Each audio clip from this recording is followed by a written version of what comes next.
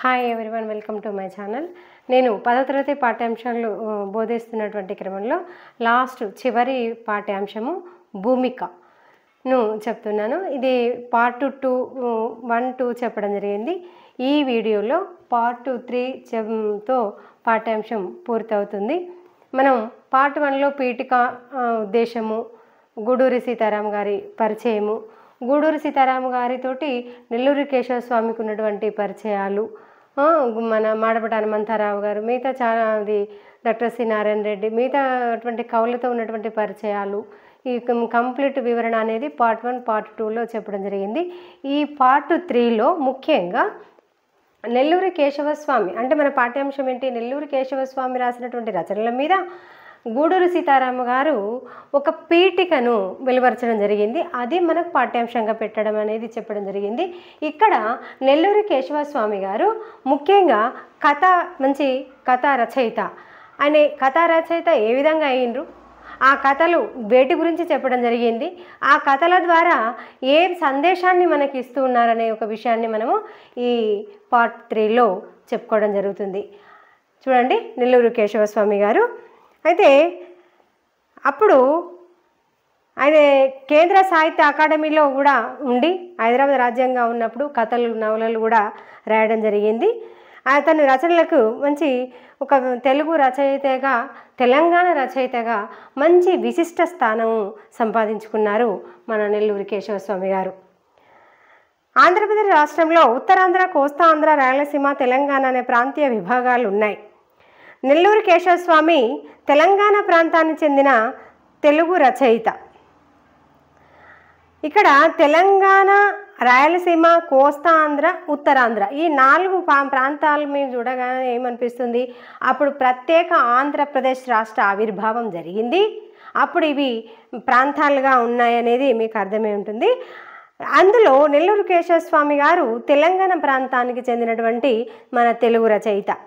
హైదరాబాద్లో నివసించి హైదరాబాద్లోని జీవ భాషను వ్యవహారిక భాషగా చేసుకొని అతను రచనలు చేయడం జరిగింది. ఆయన చాలా కథలు కూడా రాశారు. ప్రస్తుతం వాటిలో కొన్ని మాత్రమే మనకు లభిస్తూ ఉన్నాయి. ఏంటి అంటే వీరిలో తొలి కథల సంపుటి పసిడి బొమ్మ. ఇక్కడ మనము ఆంధ్రప్రదేశ్ రాష్ట్రం ఆవిర్భావం జరిగినప్పుడు ఉత్తరాంధ్ర, కోస్తాంధ్ర, రాయలసీమ, తెలంగాణ అటువంటి ప్రాంతాలు ఉన్నాయనుకున్నాం. మన తెలంగాణ ప్రాంతానికి చెందినటువంటి తెలంగాణ రచయిత, తెలుగు రచయిత నెల్లూరి కేశవస్వామి అనుకున్నాం. ఇది మంచి కథా రచయిత. కథల ద్వారా ప్రజలకు సందేశాన్ని, అప్పుడున్నటువంటి పరిస్థితులను తెలియజేస్తూ సందేశాన్ని ఇస్తారని మనము గ్రహించడం జరిగింది. ఇతడు రాసినటువంటి తొలి తెలుగు తెలంగాణ కథల సంపుటి ఏంటంటే పసిడి బొమ్మ. మరో తెలంగాణ సుప్రసిద్ధ రచయిత, మన తెలంగాణ సుప్రసిద్ధ రచయిత అయినటువంటి కీర్తిశేషుల భాస్కరాచ భట్ల కృష్ణారావు గారికి ఈ పసిడి బొమ్మ కథల సంపుటిని అంకితం ఇవ్వడం జరిగింది మన నెల్లూరి కేశవస్వామి.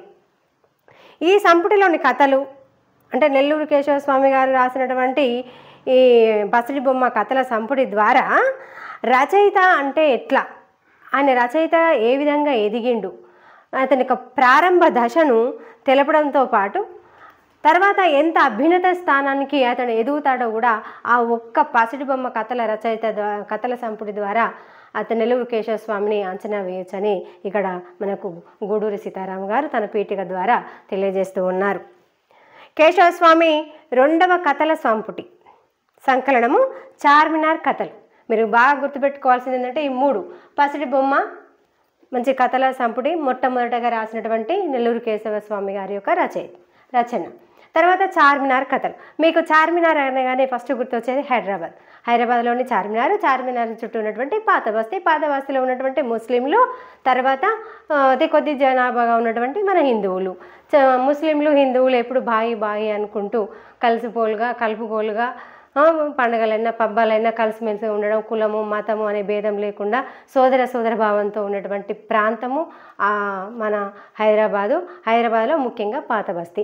ఆ పాత బస్తీలో జరిగినటువంటి ముస్లింల యొక్క జీవన విధానం ఏ విధంగా ఉందో ఈ చార్మినార్ కథల ద్వారా మనకు చెప్తూ ఉన్నాడు నెల్లూరి కేశవస్వామి గారు.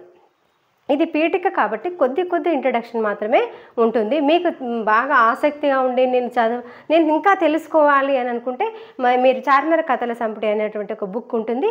అది కొన్ని చదివితే ఇంకా పూర్తిగా వివరంగా అర్థమవుతుంది. చదవడం ద్వారా మనం రాయడము, విషయాన్ని అవగాహన చేసుకోవడం, అప్పటి ఆ రోజుల్లో జరిగినటువంటి సంఘటనలు చార్మినార్ కథల ద్వారా ముస్లింల యొక్క జీవన విధానాన్ని మన నెల్లూరు కేశవస్వామి ఏ విధంగా వివరించిండో కూడా మీకు పూర్తిగా అర్థమవుతుంది. చూడండి, ఇవి కేవలం ఊహాజనిత కథలు కావు. ఊహించి అంటే రాజున్నాడు, రాజుకి 7 కొడుకులు ఉన్నారు, చెరువు పోయి చేపలు తెచ్చిండ్రు, ఎండబెట్టిరు అని ఇట్లా మనము ఊహించి కల్పిత వాక్యాలు కావు ఇవి. ప్రత్యక్షంగా మనం చెప్పుకున్నాము, నెల్లూరు కేశవస్వామి గారు హైదరాబాద్లోనే పుట్టాడు, అక్కడనే చదువు, పట్టభద్రులు, ఉద్యోగము, విరమణ అన్నీ అక్కడే ఉండి ఆ పాత బస్తీలో ఉన్నటువంటి ఒక వ్యక్తుల యొక్క జీవన విధానం, అందరూ పట్టణంలో ఉన్నంత మాత్రాన అందరూ అభివృద్ధిలో ఉన్నవాళ్ళు బాగా భాగ్యవంతులైతే, భాగ్యనగరంలో ఉన్నంత మాత్రాన భాగ్యవంతులై ఉంటారా? పాత వాళ్ళు కూడా బాధపడుకుంటూ బతుకును ఈడ్చే వాళ్ళు కూడా ఉంటారని అందరి జీవన విధానాల గురించి తెలియజేసినటువంటి వ్యక్తి మన నెల్లూరు కేశవస్వామి. ప్రత్యక్షంగా చూసి రాసినటువంటి కథలే కానీ ఊహాజనిత కథలు కావు. సామాజిక పరిణామాలకు సాహిత్య రూపం ఇచ్చిన సామాజిక చరిత్ర రచన అని చెప్పవచ్చు. సమాజంలో వస్తున్నటువంటి పరిణామాలు ఏంటి, మనుషుల యొక్క జీవన విధానం ఏంటి అనే వాటికి తన యొక్క సాహిత్య రూపాన్ని ఇచ్చి సామాజిక చరిత్రను తెలియజేసినటువంటి వ్యక్తి మన నెల్లూరు కేశవస్వామి. చార్మినార్ కథలు హైదరాబాద్ రాజ్య చరిత్ర, సంస్కృతి, మానవ సంబంధాలను, ఇక్కడి ముస్లింల జీవితాలను అపూర్వంగా చిత్రించాయి. ఏది? హైదరాబాద్ రాజ్య చరిత్ర, సంస్కృతి, మానవ సంబంధాలు. ఇక్కడ ముస్లింల యొక్క జీవితాలనే ప్రత్యక్షంగా తీసుకొని చార్మినార్ కథలు అనేవి రాయడం జరిగింది. ఇందులో ముఖ్యంగా విముక్తి, రూహి ఆపా, షరీఫా, ప్రతీకారము, అదృష్టము, యుగాంతము, వంశాంకురము, కేవలం మనుషులము, ఆఖరి కానుక, భరోసా అనేటువంటి శీర్షికలతోటి 11 కథలు రాశారు. ఇవి మొత్తం 10 ఉంటాయి. చార్మినార్ కథ అని కూడా ఒకటి ఉంటుంది. దాంతో కలుపుకుంటే మనకు 11 కథలు అనేవి మనం చార్మినార్ కథల సంపుటిలో మనకు కథలు అనేవి తెలుస్తుంటాయి. ఇవి ఊహాజనిత కథలని కావని మీరు ఒకటి గుర్తుపెట్టుకోవాలి. అక్కడ ఉన్నటువంటి ముస్లింల జీవిత విశేషాలను ప్రత్యక్షంగా చూసినటువంటి మన నెల్లూరు కేశవస్వామి గారు తన కథల ద్వారా వాళ్ళ జీవిత విశేషాలను మనకు చార్మినార్ కథల ద్వారా అందించాడనేది మీరు గ్రహించాలి. ఇంకా చూద్దాము. చార్మినార్ కథల్లోని నవాబులు, దేవీడీలు, మహబూబ్ కి మెహందీ, కోటీలు, దీవాన్ ఖాన్లు, జననా ఖానాలు, బేగం సాహేబాలు, దుల్హాన్ పాషాలు, పాందాన్, పరాటా ఖీమా, దాల్చా, నమాజులు, పరదాల వెనుకల జీవితంలోని సంస్కృతి సంఘటనలు, లక్నో, అవధ్, ఢిల్లీలోని ముస్లిం రాజుల రాజ్యాల ప్రజల జీవితాలను కూడా ఆయన వివరించడం జరిగింది. అవిభక్త ఇండియాలోని పాకిస్తాన్, బంగ్లాదేశ్ ప్రాంతాల సంస్కృతిని, మధ్య ఆసియా ముస్లిం దేశాల సంస్కృతిని గుర్తుకు తెస్తాయి. కేవలం హైదరాబాద్ ప్రాంతంలో ఉన్నటువంటి పాత బస్తీలో ఉన్నటువంటి ముస్లింల గురించే కాకుండా అవిభక్త అంటే మన దగ్గర నుంచి విడిపోయినటువంటి మన పాకిస్తాన్, బంగ్లాదేశ్ వాళ్ళ యొక్క జీవన విధానము, వాళ్ళ అలవాట్లు కూడా ఇతర కథల ద్వారా మనము తెలుసుకోవచ్చు. ఈ కథలు అంతర్జాతీయ సంస్కృతి, జీవన విధానము, హైదరాబాద్ రాజ్యంలో నిర్దిష్టంగా ఎలా ఉండేదో తెలుపుతాయి ఇతర కథల ద్వారా. ముఖ్యంగా 11వ శతాబ్దము నుండి ఇండియాలో సాగిన ముస్లింల వలస రాజ్యాలు, అవి తెచ్చిన పరిపాలనా విధానాలు, జీవన విధానము, సంస్కృతి, భారతీయ సంస్కృతిపై, జీవన విధానంపై, అంటే ఇతర దేశాల నుంచి వచ్చినటువంటి ముస్లిం రాజ్యాల నుంచి వచ్చినటువంటి ఆ పరిపాలన విధానం కానివ్వండి, జీవన విధానం, వాళ్ళ యొక్క సంస్కృతి అనేది మన హిందూ వాళ్ళ మీద కూడా ఏ విధంగా ప్రభావం చూపిందనేది ఇతని కథల ద్వారా తెలుసుకోవచ్చు. భారతీయ సంస్కృతిలో జీవితంలో అంతర్భాగమైపోయాయి. అవి హిందూ ప్రజల జీవితంలో కూడా ప్రవేశిస్తూ 2 మతాల మధ్య ఆలోచనలో కానివ్వండి, సంస్కృతిలో కానివ్వండి, జీవితంలో ఆదాన ప్రదానాలు అయిపోయినాయి. అంటే ముస్లింలు, హిందువులు అనే విభేదం లేకుండా ఒకరి మతాలు కానివ్వండి, అలవాట్లు, ఆచారాలు ఇలా ఆదాన ప్రదానాలుగా ఇచ్చిపుచ్చుకోవడం అనేది జరిగాయి. బాయి అన్నట్టుగా ఉన్నారన్నట్టు. ఇలా ఒక నూతన సమన్వయ సంస్కృతి విస్తరించింది. అలా విస్తరించడంలో భాగంగా హైదరాబాద్ నగరాన్ని ఒక కాస్మోలిటిన్ నగరంగా ఎదిరింది. అందరం ఒకే భావం, మతాలు వేరైనా ఐకమత్యంగా ఉండాలి, అందరం ఒకే విధమైనటువంటి భావనలో ఉండాలి అనే ఆలోచనలో ఒక కాస్మోపాలిటన్ నగరంగా హైదరాబాద్ రాజ్యం అనేది ఆవిర్భవించింది. ఈ హైదరాబాద్ రాజ్యంలో ఉన్నటువంటి ప్రజల మీద ఇటు పాకిస్తాన్లో కానీ, బంగ్లాదేశ్లో కానివ్వండి, ఇతర దేశాలలో ఉన్నటువంటి ముస్లిం యొక్క జీవన విధానాలు కూడా మన మీద ప్రభావం అనేది చూపించాయి. ఆ నేపథ్యాన్ని, ఆ జీవితాలను కేశవ స్వామి గారు తన కథల్లో చిత్రించడం అనేది జరిగింది. ఇది చార్మినార్ కథల్లో ఉన్నటువంటి అంశాలు. ఇకపోతే యుగాంతం, మనం ఇంకోటి చెప్పుకోవాల్సింది ఏంటిది, యుగాంతము. యుగాంతం కథ ప్రత్యేకంగా చెప్పాల్సినటువంటి కథ. యుగాంతము అనేది మీకు ప్రత్యేకంగా చెప్పాలి. చెప్పే ముందు మీకు తమస్ నవలలో భీష్మన్ సహాని గారు ఏం చెప్పారో మనం మాట్లాడుకుందాం. ఇండియా 2 దేశాలుగా విడిపోయినప్పుడు, పాకిస్తాన్ ఏర్పడిన సందర్భంలో ఆనాటి పరిస్థితులు కానివ్వండి, సంక్షోభాలు కానివ్వండి, హత్యాకాండ గురించి భీష్మన్ సహాని గారు ఏం చేశారంటే తన తమస్ అనే నవలలో చిత్రించడం జరిగింది. అది ఆ రోజుల్లో దూరదర్శన్ ద్వారా డైలీ సీరియల్ లాగా రావడం, అందరూ చూడడం, విషయాన్ని చర్చించుకోవడం, జరుగుతున్నటువంటి సంఘటనలను అందరూ తెలుసుకోవడం అనేది జరిగింది. గొడవలు కూడా బాగా పెద్ద మొత్తంలో జరిగింది. పెద్ద ఎత్తున చర్చలు జరిగినాయి, గొడవలు కూడా జరిగినాయి. ఎందుకంటే మన భారతదేశం నుండి పాకిస్తాన్ విడిపోయి అక్కడ వాళ్ళు ఎదుర్కొన్నటువంటి సమస్యలు ఏంటి మీద ఇక్కడ తమస్ నవలలో భీష్మ సహాని గారు రాశారు. అదే విధంగా అలాంటి పరిస్థితులే మన హైదరాబాద్ రాజ్యంలో 1946, 50ల మధ్య ఎలా కొనసాగాయో చాలామందికి తెలియదు. హైదరాబాద్ మళ్ళీ ప్రత్యేక హైదరాబాద్ రాజ్యాంగం ఏర్పడింది. హైదరాబాదు రాష్ట్ర చరిత్ర అనేది ఎప్పుడైతే ఆంధ్రప్రదేశ్ రాష్ట్రమే ఆవిర్భావం జరిగిందో హైదరాబాద్ రాజ్యం గురించి ఎవరు తెలుసుకోలేదు. అది చరిత్ర అనేది పక్కకు నెట్టివేయడం అనేది జరిగింది. ఏది మన ఆంధ్రప్రదేశ్ ప్రభుత్వం అనేది ఏర్పడిన తర్వాత, ఆంధ్రప్రదేశ్ రాష్ట్రం ఏర్పడిన తర్వాత హైదరాబాద్ రాజ్యం గురించి తెలుసుకోవాలనే ఆసక్తి కూడా ఎవరికీ లేదు అని అంటున్నాడు. ఇది ఒక సామాజిక వ్యవస్థ, రాజరిక వ్యవస్థ అంతమవుతూ ఒక నూతన దశలోకి ప్రవేశించని సమాజము, మానవ సంబంధాలు మారుతున్న పరిణామాలను చిత్రించడం వల్ల కథకు యుగాంతం అనే పేరు సార్థకత చేకూర్చింది. ఇక్కడ మీరు ఒక విషయాన్ని గ్రహించాలి. హైదరాబాద్ రాజ్యం అనేది ఉన్నప్పుడు నిజాం ప్రభుత్వ పరిపాలన ఎక్కువగా ఆడంబరాల విలాసవంతంగా జరుగుతున్నప్పుడు, మనం గోల్కొండ పాఠం చెప్పినప్పుడు సరే ఆ పాఠం చదవండి అర్థమవుతుంది.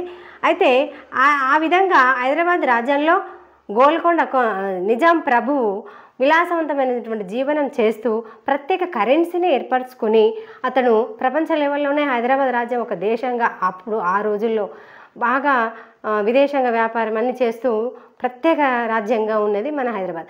ఎప్పుడైతే నిజామీ యొక్క మిగతా తెలుగు రాష్ట్రాలకు మన ఆంధ్రప్రదేశ్లో ఉన్న నెల్లూరు, రాయలసీమ అన్నిటికీ అవి ఇండియన్ యూనియన్లో కలిసినాయి, చక్కగా స్వాతంత్రం వచ్చింది. మన తెలంగాణకు రాలేదు. నిజాం ప్రభువుల గుప్పటిలో పీడికిల్లో బిగించబడి ఉన్నది మన తెలంగాణ. అప్పుడు అనేక ఉద్యమాలు, రైతాంగ ఉద్యమం కానివ్వండి, కమ్యూనిస్ట్ ఉద్యమం కానివ్వండి, ఇలాంటి ఉద్యమాల ఫలితంగా మనము తర్వాత ఆంధ్రప్రదేశ్ రాష్ట్రం అనేది ప్రత్యేక భాష ప్రయుక్త రాష్ట్రము మన ఆంధ్రప్రదేశ్ రాష్ట్రం అనేది ఏర్పడింది. ఆ పరిస్థితులు ఆంధ్రప్రదేశ్ రాష్ట్రం ఎప్పుడైతే ఏర్పడిందో హైదరాబాద్ రాజ్యం గురించి ఎవరు తెలుసుకోవాలనే ఆసక్తి ఏమీ లేదు. లేకపోయినప్పటికీ యుగాంతము అనేది ఒక నిజాం ప్రభు యొక్క అరాచకానికే అంతం జరిగింది అని చెప్తూ ఆయన యుగాంతం కథలో రాయడం జరిగింది. ఇక్కడ మీరు ఎగ్జామ్లో చార్మినార్ కథలు అంటే పాత బస్తీలో ఉన్నటువంటి ముస్లింలు, హిందువుల మధ్య ఉన్నటువంటి సఖ్యత, వాళ్ళ యొక్క వేషధారణ, భాష, జరిగినటువంటి సంఘటనలు రాయవలసి ఉంటుంది ఎగ్జామ్లో. యుగాంతము అంటే మాత్రం మన నెల్లూరు కేశవ స్వామి గారు నిజాం ప్రభు యొక్క నిరంకుశ పాలనకు అంతం జరిగింది, ఆంధ్రప్రదేశ్ రాష్ట్ర ఆవిర్భావం జరిగింది, హైదరాబాద్ రాజ్యం అనేది ఒకటి ఇండియన్ యూనియన్ ద్వారా కోల్పోయి ఆంధ్రప్రదేశ్ రాష్ట్ర ఆవిర్భావం అనేది జరిగింది అనేది మీరు గ్రహించాలి. తమస్ నవల మాత్రం రాసింది భీష్మ సహాని గారు. అది కేవలము పాకిస్తాన్ మన భారతదేశం నుంచి విడిపడిపోయిన తర్వాత ఏర్పడినటువంటి సంఘటనలు, పరిస్థితులు, హత్యాకాండల గురించి భీష్మ సహాని గారు తన తమస్ నవలలో చర్చించడం జరిగిందని ఒకటి పూర్తిగా అవగాహన చేసుకోవాలి. ఈ ఒక పేర అట్లయితేనే మనం ఎగ్జామ్లో మంచి విషయం వివరణ స్పష్టంగా రాయగలుగుతాం. యుగాంతము నిజంగానే ఒక యుగాంతానికి చిత్రించిన గొప్ప కథ. హైదరాబాద్ రాజ్యంలోని ప్రత్యేక పరిణామాలను, సామాజిక చరిత్రను ఈ కథ ఒక చారిత్రక డాక్యుమెంట్లా మన ముందుంచుతుంది. హైదరాబాద్ రాజ్యంలో ఉన్నటువంటి ప్రత్యేక పరిణామాలు, హైదరాబాద్ రాజ్యం పోయి మన ఆంధ్రప్రదేశ్ రాష్ట్ర ఆవిర్భావం ఏ విధంగా జరిగింది, సామాజిక మార్పు ఏ విధంగా వచ్చింది, ఆఖరి చివరికి సామాజిక చరిత్ర ఈ విధంగా ఉందని ఒక డాక్యుమెంట్ లాగా యుగాంతము అనేటువంటి కథ ద్వారా మనము తెలుసుకోవచ్చు. ఈ ఒక్క కథ రాసి మరేమీ రాయకపోయినప్పటికీ నెల్లూరు కేశవస్వామి భారతదేశం గర్వించదగినటువంటి గొప్ప కథకుల్లో ఒకటిగా కీర్తించబడినారు. చార్మినార్ కథల సంపుటి వెలువడిన నేపథ్యము నెల్లూరు కేశవస్వామిని రచయితగా హిమాలయాల ఉన్నత శిఖరాలపై నిలుపుతుంది. ఏది చార్మినార్ కథల సంపుటి. కొన్ని అసాంఘిక శక్తులు హైదరాబాద్ ఓల్డ్ సిటీలో హిందూ ముస్లిం సంఘర్షణల పేరిట అపార్థాలు సృష్టించి, ఇక్కడ చెప్పాడు అసాంఘిక శక్తులు అంటే ఇప్పుడు రాజకీయంగా ఎదగాలనేటువంటి స్వార్థపరులు ఉంటారు.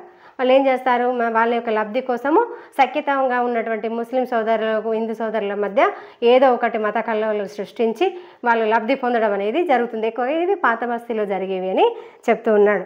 వారి యొక్క మారణకాండను జరుపుతారు. హిందూ ముస్లింల మధ్య అసలు నేరస్తులు, వారి రాజకీయ లక్ష్యాలు తెలియక అనుమాన బీజాలు పెరిగాయి.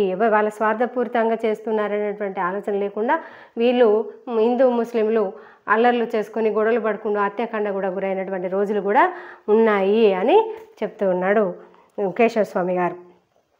ఆ సంక్షిప్త వాతావరణంలో, అలాంటి దుర్భర పరిస్థితుల్లో హిందూ ముస్లింల సఖ్యత కోసం ఎందరో ప్రజాస్వామికవాదులు నడుం బిగించారు. ఈ విధంగా అల్లర్లు జరిగితే చివరికి ఏమైపోతుంది, మన ఆంధ్రప్రదేశ్ రాష్ట్రం అనేది ఆలోచన చేసి ఏదో రకంగా ప్రజలకు విషయాన్ని తెలియచేయాలి, ప్రజల్లో మార్పు తీసుకురావాలి, ప్రలోభాలకు లొంగొద్దు, వాళ్ళ స్వార్థపూరితమైనటువంటి రాజకీయ తొత్తులు ప్రజల మధ్య కల్లోలాలు సృష్టిస్తున్నారనే విషయాన్ని ప్రజల్లో మేల్కొల్పాలని మన రచయితలు ప్రజాస్వామికవాదులు నడుం బిగించారు. లోహియా సోషలిస్టుగా నెల్లూరు కేశవస్వామి ఈ సంఘటనల వల్ల చెల్లించిపోయి అశాంతిగా గడిపిన నిద్రలేని రాత్రులు ఎన్నో. తాను ఈ సమాజంలో తిరిగి హిందూ ముస్లింల సఖ్యత కోసం ఏమి చేయాలా, ఏం చేయలేనా, రాజకీయాల కోసం మానవ సంబంధాలు, ఆత్మీయతలు, స్నేహాలు, మతాలు, కులాతీత మతాతీత స్నేహాలు బలి కావాల్సిందేనా వాళ్ళ స్వార్థానికి అని అనుకున్నాడట. అలా కావడానికి వీల్లేదు. తాను జీవించిన అనుభవించిన స్నేహము, ఆత్మీయత, కులాతీత మతాతీత మమతలు ఓల్డ్ సిటీ జీవితాన్ని చార్మినార్ కథలుగా వివరించారు ఆయన. అక్కడ ఉన్నటువంటి వాళ్ళతో ఉన్నటువంటి ప్రేమ సఖ్యత అన్నీ కలిపి ఆలోచనతోటి ఈ సఖ్యత అనేది పోవద్దు, మన అందరం ఐకమత్యంగా ఉంటేనే మన ఆంధ్రప్రదేశ్ రాష్ట్రం అనేది సుభిక్షంగా ఉంటుంది అని వాళ్ళ స్వార్థం కోసం ఈ రాజకీయ తొత్తులు ఈ విధంగా చేస్తున్నారని వాళ్ళు తెలియజేయాలని ఆయన కథల ద్వారా తెలియజేశాను, ముఖ్యంగా చార్మినార్ కథల ద్వారాని చెప్తూ ఉన్నాడు. ఇలా ఒక సామాజిక శాస్త్రవేత్తగా చైతన్యశీలిగా తన వంతు కర్తవ్యాన్ని కేశవస్వామి నెరవేరుస్తూ రాసిన కథలు ఇవి. ఒక సామాజిక శాస్త్రవేత్త అన్నారు ఇక్కడ, ఒక సైంటిస్టు ఏదో పరికరాలను కనుక్కోవడం అది కాదు. ఇక్కడ సమాజాన్ని ఉద్ధరించినటువంటి వ్యక్తి, ఉద్ధరించడానికి రాసినటువంటి రచయిత కథకుడు మన నెల్లూరు కేశవస్వామి. ఇతడు మామూలు కథ రచయిత కాదు, ఒక సమాజంలో మార్పు తీసుకురావడానికి ప్రయోగాలు చేసినటువంటి సామాజిక శాస్త్రవేత్త అని చెప్పడం జరుగుతుంది. చార్మినార్ కథలు కేవలం కథలు కావు, అక్కడ నివసించే వారి యొక్క వాస్తవ జీవితాలు, సామాజిక పరిణామాల, సామాజిక చరిత్రను నిక్షిప్తం చేసుకున్న చారిత్రాత్మక కథలవి. ముఖ్యంగా నిజాం రాజ్య యుగాంతం పరిణామాలను చిత్రించినటువంటి కథలు. ఈ కథల్లో నెల్లూరు కేశవస్వామి గారి యొక్క హృదయమే ఉంది. ఆయన అనుభవించినటువంటి తీపి గుర్తులు, ఎదుర్కొన్నటువంటి సమస్యలు, ప్రజల్లో చూసినటువంటి సమస్యలు అన్నిటినీ క్రోడీకరించి కథల ద్వారా చార్మినార్ కథలు యుగాంతం కథల ద్వారా మనకు అందించాడని, ముఖ్యంగా ఆ ముస్లిము హిందువుల మధ్య ఉన్నటువంటి సఖ్యతను తెలియజేయడం కోసం మనకు కొన్ని ఇక్కడ ఒక మచ్చుకు ఒక కథను ఇవ్వడం జరిగింది, వినండి. అందులో భాగంగా చూసినప్పుడు కేశవస్వామి రాసిన రూహి ఆపా కథ మహోన్నతమైన మానవీయ సంబంధాలను, మనిషిలోని సున్నితమైన హృదయాలను, కుల మతాలకు అతీతంగా స్పందించే మనిషిని చిత్రించిన కథ. కులాలు వేరు కావచ్చు, మతాలు వేరు కావచ్చు, కానీ మానవత్వం అనేది మనుషుల్లో ఉంటుందని చెప్పడం కోసము ఈ రూహి ఆప అనే కథ మనకు చెప్పడం జరిగింది. ఈయన 2 కథలు రాశాడు, రెండిటికి రూహి ఆప అనే పెట్టడం జరిగింది. రూహి ఆప అని పెట్టడంలో ఉద్దేశం ఏంటి అనేది మనం ఈ కథ చూస్తే మనకు అర్థమవుతుంది. మానవీయ సంబంధాలను మనిషిలోని సున్నితమైన హృదయాన్ని తాకితే కులాలకు మతాలకు విలువ ఇవ్వకుండా మనుషుల మనసులకు విలువ ఇచ్చేటట్టుగా ఉంటుందని చెప్తూ ఉన్నాడు. ముజ్రాల జీవితంలో ఆనందించే, ముజ్రాలు అంటే పాటలు పాడేవారు, పాటలు పాడుతూ జీవనం గడుపుకునేవాళ్ళు. ముజ్రాల జీవితాల్లో ఆనందించే, జీవితమంతా హృదయంలో దాచుకునే సంతోష సన్నివేశాలు రూహి ఆపాలో చిత్రించారు కేశవస్వామి. మరి ఈ పాటలు పాడేటువంటి వాళ్ళ యొక్క పాటల ద్వారా ప్రజల్లో జీవనం చేసుకునే వాళ్ళు. మరి ఆమె పేరు రమణ వాస్తవానికి. మరి రూహి అనేటువంటి పేరు ఎందుకు వచ్చింది, ఎవరన్నారు, మరి రూహి ఆపా అని ఎందుకు అన్నారు, వీళ్ళు పాటలు పాడుతూ జీవనం చేసే వాళ్ళకు ఈ ముస్లిం పేరు అనేది ఎందుకు వచ్చింది అనేది మనం ఇక్కడ ఈ కథ ద్వారా చూద్దాం. ఈ కథలో ముఖ్య ఉద్దేశం ఏంటంటే, ఈ రమణ అనేది హిందూ ఆమె, ఈ రూహి ఆపా అనేది ఒక నవాబు పెట్టినటువంటి పేరు. అంటే హిందూ ముస్లిం మధ్య కులాలు మతాలు అనేటువంటివి భేదాలు కాకుండా ఇక్కడ మానవీయ సంబంధాలు, మనసు హృదయానికి సంబంధించినటువంటి దగ్గరి సంబంధం అన్ని తెలియజేస్తుంది ఈ కథ. చూడండి ఏంటంటే, జీవితమంతా హృదయంలో దాచుకునే సంతోష సన్నివేశాలు ఈ రూహి ఆపాలో చిత్రించారు కేశవస్వామి గారు. 2 కథల పాత్రలకు అదే పేర్లు ఉంచడంలో రచయిత ఒక స్పష్టమైనటువంటి దృష్టితోనే రాశాడని చెప్పకనైతే మనకు తెలుస్తున్నది. ఒకరోజు కథ చూడండి. ఒకరోజు రమణి పాట వినడానికి నవాబు గారు వస్తున్నారని అమ్మ తయారు కమ్మని చెప్తుంది. ఏదో అనుమానం పొడచూపితే అలాంటిది ఏమీ లేదమ్మా, నవాబు గారు కేవలం పాట వినడానికే వస్తూ ఉన్నారని తల్లి కూతురికి చెప్తుంది. నవాబు ముందు ఒక గజల్ అందుకుంది. అది విన్నంతసేపు నవాబు గారు కళ్ళు మూసుకునే ఉన్నారు, చక్కగా వింటూ ఉన్నారు. నవాబు గారు నెలకు 1000 రూపాయల భరణం ఇస్తారని, వారానికి ఒకసారి లేదా నెలకోసారో వాళ్ళ దేవుడికి, అంటే దేవిడి అంటే ఇక్కడ ఏంటంటే వాళ్ళ భవంతికి మధ్యాహ్నం పూట వెళ్ళి 1-2 గంటలు పాటలు వినిపించి రావాలని, ముద్రాలు పూర్తిగా మానివేయాలని, కావాలంటే రేడియోలో ప్రోగ్రాము ఇవ్వచ్చని చెప్పినట్టు తల్లి చెప్పింది. ఏమైంది ఇక్కడ, రమణి వాళ్ళ తల్లి ఏమంది, అమ్మ నవాబు వస్తూ ఉన్నాడు, పాటలు పాడితే వింటాడట అని చెప్పగానే రమణి అదే తదేకంగా చూడంగానే, ఏమీ లేదమ్మా, అతనే ఇక నవాబు గారే పాట వినడానికి వస్తూ ఉన్నారు, ఇది మరి మనమే నవాబు ఒక భవంతికి వెళ్ళి వినాలే కదా, మరి నవాబే వస్తున్నాడు ఏందమ్మా అంటే, నీ పాటలు చక్కగా పాడతావని తెలిసిందట, అందుకోసమే వస్తూ ఉన్నారు అని చెప్పి వచ్చినటువంటి నవాబు ముందు ఆమె గజల్ పాట పాడగానే కళ్ళు మూసుకొని మంచిగా ఆ పాట విన్న తర్వాత, మీరు బయట పాటలు పాడడం బంద్ చేయండి, వారానికి ఒకసారి 2 సార్లు భవంతికి వచ్చి పాడినా పర్వాలేదు, నెలకు ఒకసారి వచ్చి పాడినా పర్వాలేదు, ఈ ముజ్రా వృత్తిని మానివేయండి, మీకు రేడియోలో ప్రోగ్రాం ఇవ్వచ్చేటట్టు మీకు జీవనోపాధి కల్పిస్తానని చెప్పాడు అని తల్లి రమణికి చెప్తుంది. ఆనాటి నుంచి రమణి రోజు వారి కార్యక్రమం మారిపోయింది. ఒకరోజు నవాబు, నీకు ఈ పేరు బాగలేదని, నీకు ఈ పేరు బాగలేదు, రమణ అనే పేరు బాగలేదు, రమణి అనే పేరు బాగలేదమ్మా, రూహి అనే పేరుతో పిలుస్తానని కోరుతాడు. 2 ఏళ్ల తర్వాత అతని కొడుకు, అంటే నవాబు యొక్క కొడుకు రూహికి ఎదురవుతాడు.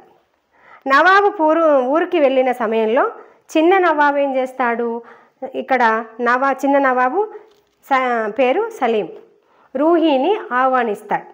రూహి పరిపరి విధాలుగా ఆలోచిస్తూ ఉంటుంది. సలీం ఆమెని తమ రహస్య గదిలోనికి తీసుకెళ్తాడు. అక్కడ ఒక పరదా వేసిన ఫోటో చూపిస్తాడు. ఆ ఫోటోలో అచ్చం రూహి లాగానే ఉంటుంది.